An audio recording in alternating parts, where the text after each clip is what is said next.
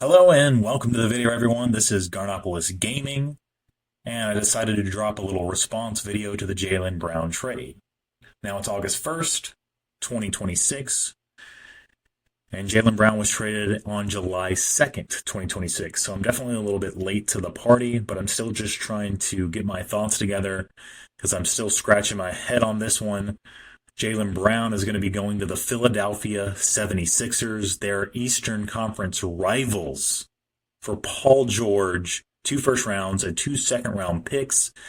Now, the first round picks are in 2028 and 2031, while the second round picks are in 2028 and 2030. Guys, I'm not hearing a lot of positive things on that 2028 draft class. So I'm not holding those picks in a lot of regard at this current time. And the 2020-30 and 2020-31 draft class, still to be determined the value of those picks. Now, Jaylen Brown's coming off a career year of averaging 28.7 points, 5.8 assists, 6.9 rebounds, 1 steal, and half a block per game.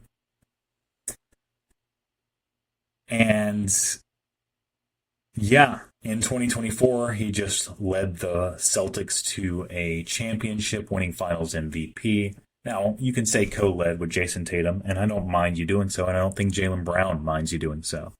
In fact, I don't think most of the Boston fan base minds you doing so, because I think a lot of the people appreciated this dynamic duo, and it is a tough pill to swallow to see Jaylen Brown go, and to go for so little of a return. So yeah, still scratching my head on this one. It's I haven't been this shocked from a trade since the Luka trade. The Luka trade ultimately was a little more shocking overall, but I think only because the gut punch of that Luka trade kind of weathered the storm for more upcoming. I think the Luka trade was so shocking that I realized that the NBA was just a business. It reminded me. And now there was new ownership with the Mavericks, and there is new ownership with the Boston Celtics. So is it a case of new ownership making boneheaded decisions for their franchises? Is it a case of them attempting to save money by not paying their valuable players? But who knows what happens in the long run, because you could have competed, you could have won, you could have sold their jersey more, and the like. Anyway, I digress here. It's just shocking. So Jaylen Brown's going to their Eastern Conference rivals. He's going to the 76ers, man. He's going to the 76ers. Now, this is the Pistons, but, they got similar color schemes. So what are you going to do? Anyway, he's going to the 76ers, and now LeBron too. I mean, it's really got me scratching my head, wondering what's going on here. Um, to make the financial argument, I think is a little bit confusing too, because Paul George is currently making 56 million this year, this upcoming year that it's about to start, and Jaylen Brown will only be making 1 million more at 57 million. Now Jaylen Brown's 29 years old, Paul George is 36. So Paul George is more, and we know Paul George is more injury prone. Jaylen Brown's been stout throughout his career. Like, he's not been someone to miss significant time with injury. Jason Tatum was known the same way, except for recently with him going down with that Achilles. Jaylen Brown has been durable. He's been one of the more durable players in the in the NBA in general. So yeah, it's just I've been a Celtics fan since 2007. Yeah, right. I know, good time to join, but I really have been, and I have taken an interest in just watching the NBA consistently since then. That's just when I first started watching, and I happened to watch that '07 Celtics team who had just acquired Ray Allen and Kevin Garnett, and it was a really good time. They played really good ball together, and I thought they shared the ball really well. I thought we saw a lot of that in the last 3 seasons with the Celtics. I mean, where really beautiful basketball was being played. Now that sometimes we see some of those shades of that old stuff where they were ISO heavy and just trying to figure something out. Yes. And do we still need to clean some of that up? Yeah. But I mean, now it's just I barely recognize the Celtics team that I'm looking at. Um, I mean, again, the Celtics did draft Jaylen Brown third overall with a 2016 draft pick. They got that from trading Paul Pierce and KG to the Nets, and they turned those picks into Jaylen Brown and Jason Tatum, who have essentially been grown up together, playing basketball, playing the same position. The media, making them this always just making it difficult for them to even coexist together. Meanwhile, they end up getting it done. They go to six conference finals, two finals. They win a championship together, and we're still separating them. So it is a bit confusing. You know what I mean? And I just wanted to kind of review everything here. Again, he's going to the 76ers for Paul George, two first rounds, two second round picks, two first round picks. And also looking at whether or not there might be any real beef in the locker room between Jason Tatum and Jaylen Brown. Like all they always would say, can they get it done? Can they get it done? Well, they got it done. And then they started this narrative like maybe Jaylen Brown wants his own team. And then Jaylen Brown goes on air and says that this was his favorite year, and they're like, "Perfect, we can get rid of him." I mean, that's what I don't think that's what Jaylen Brown meant by it. I think Jaylen Brown wanted to continue to be a Celtic, but I think he had a poor reputation. I don't know what happened. Again, I'm still scratching my head. Like, what actually went down here, guys? So I don't know if I said it already, but I'll say it again. Jaylen Brown averaged 28.7 points, 5.8 assists, 6.9 rebounds, one steal, and half a block on a year in which he finished fifth in MVP voting. Yeah, fifth is a little back there, but fifth in a pretty stacked year where Jokic was going crazy, Shea was doing his thing, Luka, who else was making a run for it? I think Cade was doing really well too. Cade was throwing some haymakers. But yeah, Jaylen Brown's 29. Paul George is 36 and injury prone. We talked about Jaylen Brown's durability and how he's been available. He just led.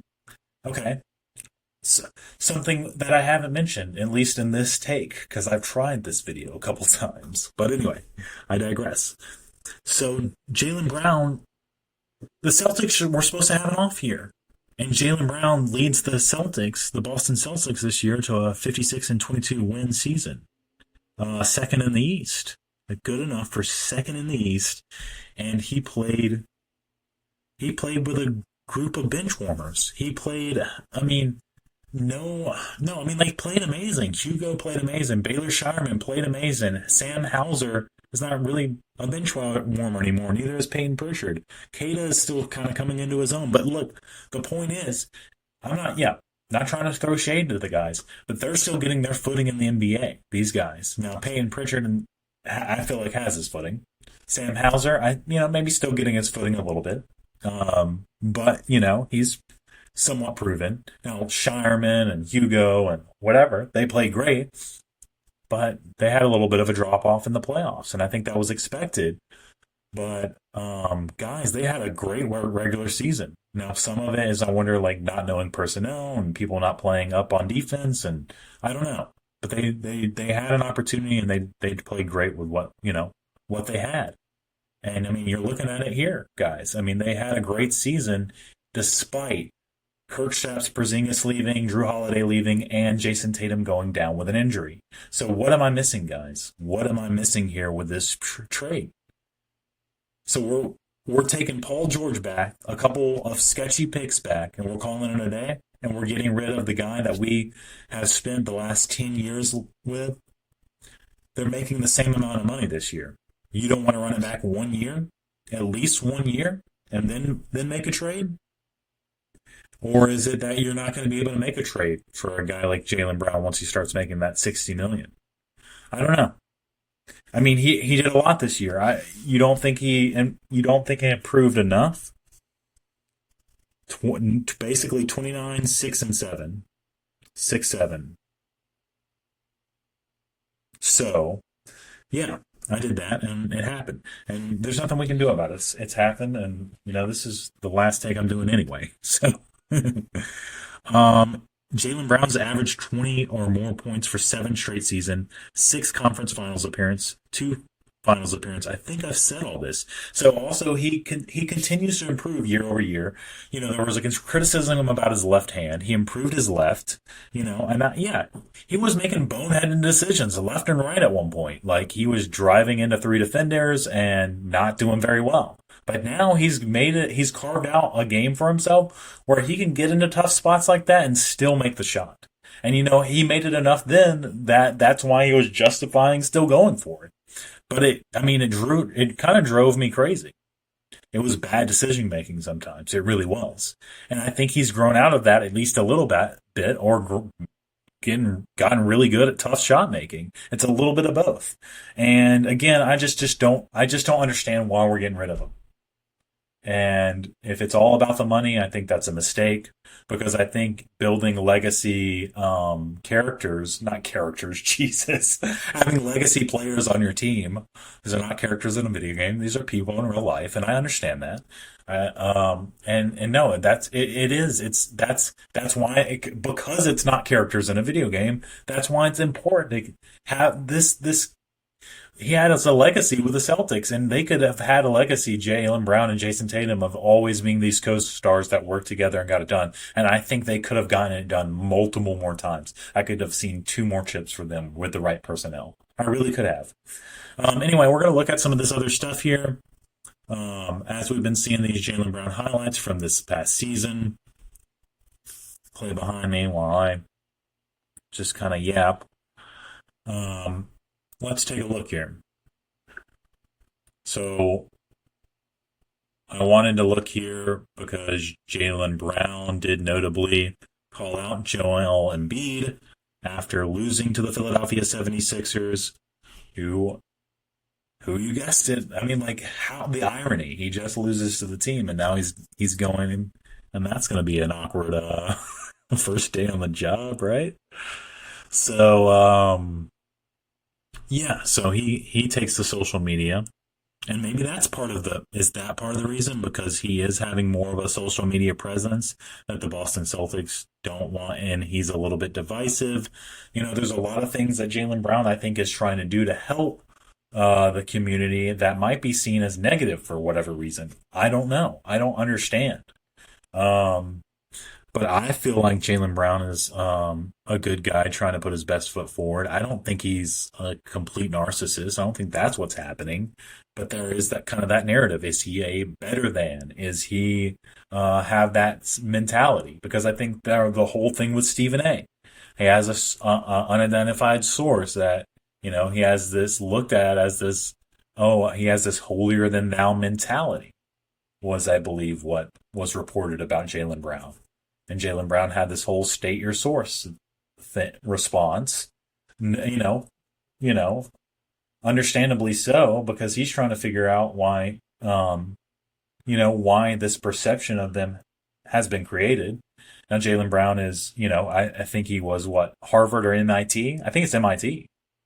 Anyway, he went to an Ivy League school, and, they have a certain reputation, and you got to have a certain level of intelligence to complete the Ivy League. In any case, just kind of, let's get right back into it with his comments about Embiid. Right after, they were up 3-1, and they blew the lead after Embiid came back from injury. Embiid, and this is something that I noted before on one of my earlier takes, is that now before they had Al Horford for Joel Embiid and Giannis and Jokic and these types of bruisers. Now Jokic is a little less of a bruiser and more of a mental player. But man, Jokic, man, don't be messing with Jokic. Anyway, but yeah, Horford would do work against these guys, and if you know, you know. I mean, Horford would really slow these guys down. I mean, not completely stop them, but slow them down and bother them enough to really take away their to bring them from this all-star caliber player to just this kind of he really just took them down a peg. He was able to kind of contain and maintain. They would still have some really good games or whatever, but not as good as, you know, I don't know. If you know, you know. I don't know how to vocalize it at this present time, but we all know Horford had some lockdown assignments that he did lock down, and he did a great job. Even at times on Steph Curry, guarding Steph Curry, which was crazy. He had a few good times where he was like holding his own. Of course, we lost in the finals against them. Don't remind me. Anyway, we're supposed to be looking at Jaylen Brown here. Some of y'all could kiss my ass. Oh God. But with your grandma. Grandma don't like it. A shot by I don't complain about nobody drawing fouls. Turns our brains off and just look at analytics. I have no idea what y'all talking about. But different for us, but he came and did what he was supposed to do. He dominated. And we lost. So credit to the 76ers. Because it was up 3-1 without him. He comes back and we lose. Physical standpoint, passing the ball. Okay. Here we go. Watching my mom constrain. And he's like, you know what? When I come back, I'm going to show these. Because I ain't never seen him that dominant. He was dominant from physical standpoint, passing the ball. Obviously, he's been more athletic in the past, but I give him credit. He came out and he made a difference in this series, no question. He's one of the best bigs in the world, if not the, when healthy. And he's a former MVP. And he came back and changed the series because it was up 3-1 without him. He comes back and we lose, the next three. We lose the next three games once he kind of starts figuring it out. We would have had. Which again, if they would have had Al Horford, if they would have had somebody like Time Lord, if they would have had somebody that really could give him some problems and defend him down low. Now, I'm not trying to throw shade at Kata, but Kata's still getting his footing, especially on defense. He's a great rebounder, and he's a great hustle player, and he's getting better on offense and defense. He's getting better. But yeah. Just not. Al Horford used to give this guy fits. A little bit more. If we could bang with him a little bit more, personnel-wise. And see, that's what he's saying. Personnel-wise, if we could bang with him a bit more. If they had like a Horford. Now, Horford might have been too old at this point to do it. But, if they had the right person, like an Ibaka, a Steven Adams, a younger version of Horford, a younger version of Ibaka, you know what I'm saying? A younger version even of even Adams. Well, I think Adams is not that old. Anyway, so yeah. So many easy baskets, it would have been a little different for us, but he came and did what he was supposed to do. He dominated, and we lost. So credit to the 76ers, credit to Joel Embiid. I still think he flopped entirely way too much. Some of y'all don't even know what flopping is in the chat. Like some of y'all clearly don't know basketball. Y'all don't know what flopping is. Flopping is exaggerating contact. That's already there. It's not about drawing contact or drawing fouls. Nobody has a problem with drawing fouls. That's a part of the. So he goes on to kind of rant about flopping and ends up going on to say about how this was his favorite season. And there was controversy about that.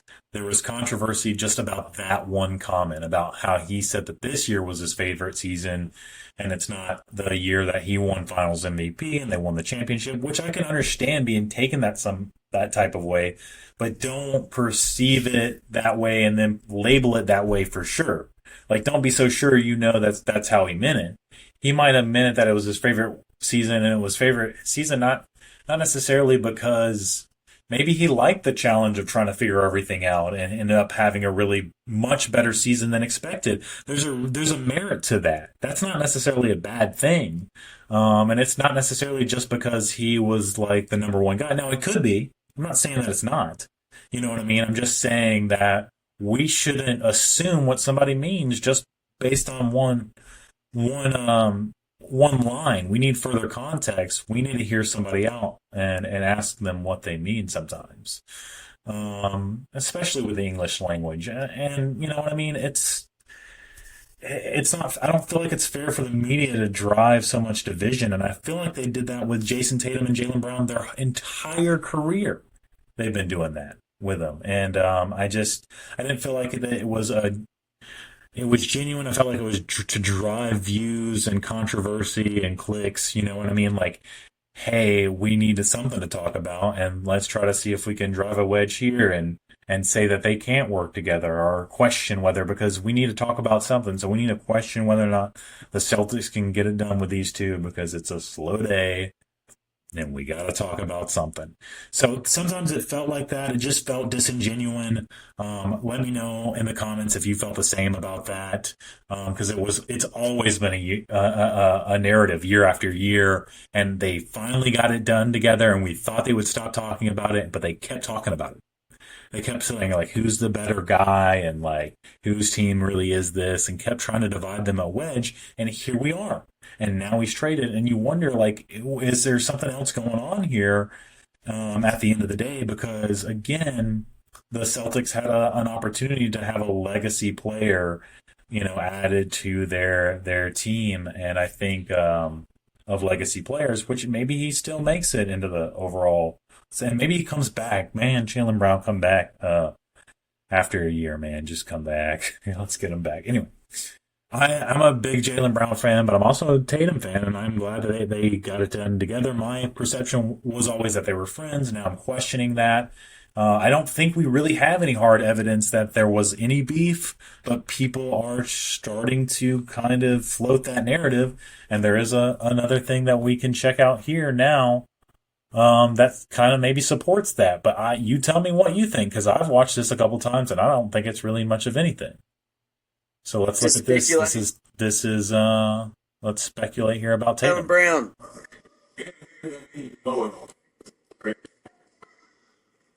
I don't know. I'm being very grateful to say that. They comfortable with it. So I don't know if he is feeling that too. I don't know next time too. I want to learn, right? Somebody bring around somebody like they do it all. I want to be around that person. Right? I don't want to be the smartest person in the room. Learn somebody else. Right? So that question of being vulnerable, it is okay. It's not okay not to ask questions and not want to learn. Because it's not how it makes you get better at anything in life, not just basketball. Right? Whatever you want to do in life, you have to ask questions, you have to listen, you have to learn. Now, for me, that's a pretty general statement, so it's also got me wondering, okay, why are we taking this narrative where it's definitely a shot at Jaylen Brown? Why is this being posed as this? Well, of course, even in this video, there's a question mark, so I think it's a good question mark. Is Jason Tatum taking shots at Jaylen Brown here? I don't think so. Now, you can make the argument with the smartest person in the room comment, and maybe because, again, we know that Jaylen Brown was a Ivy League school graduate. Again, I believe MIT. And, but again, you need to be able to learn. Learning is important. Teachability is super important. I think the comment's very general. So I don't think it's necessarily, concrete evidence, but I do think it's interesting. And maybe if it could be something that's built upon. But just this on its own, no, I don't think it's enough to say that there's really any beef. Maybe we'll find out more. But I mean, he responded that, nothing but love, basically. That's what they're saying to each other, at least on their social medias. So, and is that about image? And then their true colors aren't really being revealed. They're just posting for their image and being fake. I mean, yeah, I guess that's certainly a possibility. But yeah, anyway, guys, just something I had to get off my chest here. Just kind of been in shock. And just kind of scratching my head trying to figure this thing out. Jaylen Brown's going to the 76ers for Paul George. PG's coming. Pandemic P. We got Pandemic P coming in. But no, he was really playoff P for this last season, at least for playing the Celtics. Against the Celtics he was, and then he disappeared again. So we'll see. Man, he's 36, man. I'm surprised he's not like 38. I thought he was older. And I was like, why aren't we getting this ancient relic? I can't believe LeBron's going to the 76ers. We gotta talk about that too, guys. We gotta talk about that because I'm seeing some weird stuff about that. Here's Jaylen Brown doing some warm ups, guys. Some training, some off season training. I don't know why I said warm ups. But let's take a look at this. All right. This wing right here, going left. High volume today, so that was 4, right? Yep, high volume. Bismillah. Bismillah. Come on. Slip. Respect the hardest shoot, but no fadeaways. Slips. No fadeaways right now. Working on that tomorrow. Good. No fadeaways. Working on that tomorrow. 3 in a row. Then we do a cool down and you're done. Let's go. Come on. Start with you. Yo, let's start with him throwing it to you. Don't do that, please. Working it. Chest passes. No root passes, please. No root passes. Good. A chest pass. No root passes. Chest pass. There you go. Stay wide. Stay wide. There you go. Walk it to the coat. There you go. Great job. Yeah. That's all I want. Light job. He's like yelling, dude. He's yelling. Straight yelling. All right. Anyway, that's Jaylen Brown getting a summer workout. Nothing really to see here. Nothing crazy. But yeah. This is Garnopolis Game, and I'm signing out, guys. I am signing out. Jaylen Brown is on to the 76ers. I still can't believe it. All right. Let me get out of here.